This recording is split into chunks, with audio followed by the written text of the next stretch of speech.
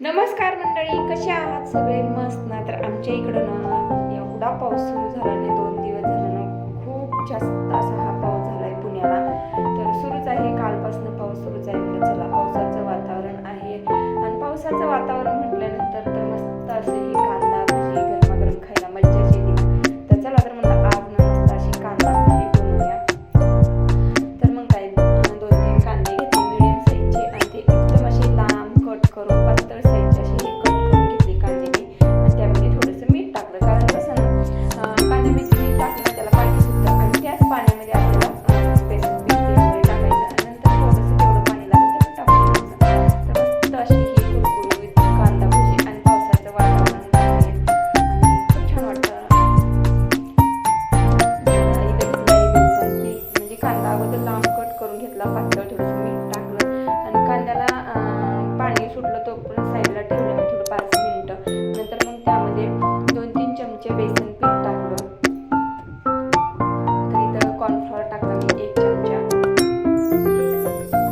छोटासा चमचा आहे तो पोहे खाण्याचा आपला, तर तेवढंच कॉर्नफ्लॉवर टाकलं आणि 2 चमचे तांदळाचं पीठ टाकलं मी. कारण तांदळाचं पीठ कॉर्नफ्लॉवर असलं तर टाकायचं, नाही तर मग फक्त आपले जे बेसन पिठाची भजी असतात ना ती खूप छान लागतात. तर तांदळाचं पीठ टाकलं 1 चमचा, कॉर्नफ्लॉवर टाकलं 2 चमचे, तांदळाचं पीठ टाकलं, बेसन पीठ टाकलं आणि त्यावरती मस्त अशी हिरवीगार कोथिंबीर, हळद आणि मिरची मी थोडीशी टाकली. हिरवी मिरची टाकणार होते, म्हणलं कसं मुलं खाणार नाही त्याच्यामुळे थोडंसं असं हे लाल तिखट टाकलं आणि ओवा टाकला त्यामध्ये टाकला. आता आपल्या कांद्याला पाणी सुटलं तर त्यामध्ये पूर्ण मिक्स करून घेते, एकजीव करून घेते आणि नंतर मग वरून थोडंसं पाणी टाकणार आहे. आपल्याला जेवढं पाणी लागेल पाणी तेवढं. आणि कारण कसं ना, कांदा भजी जर पातळ जर पीठ केलं ना तर अशी चपटी कांदा भजी होतात, त्याच्यामुळे जास्त पातळ पीठ करायचंच नाही आहे. तर म्हणलं चला, आणि आज ना म्हणजे खूपच इच्छा झाली होती कांदा भजी खायची, कारण कसं ना बाहेर पाऊस होता सुरू आणि जेवणाचा टाईम होता, तरी पण म्हणलं चला कांदा भजी करूया आणि बटाटा भजी, दोन्हीही भजी करूया.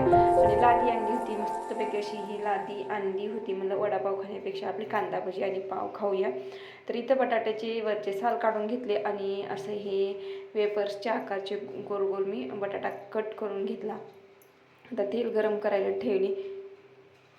तर कांदा भजी म्हटल्यानंतर हिरवी मिरची तर आलीच ना. मग चला म्हणलं आता हिरवी मिरची ही तळून घेऊया मस्तपैकी अशी. आणि ही मिरची काही जास्त काही तिखट नाही, मिडियम साईजचीच आहे.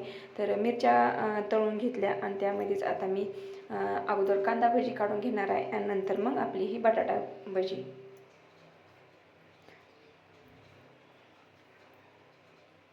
तर कुणाकुणाला आवडतं असं हे बाहेर मस्तपैकी असे पावसाचं वातावरण आणि घरात मस्त अशी ही कांदा भजी गरमागरम.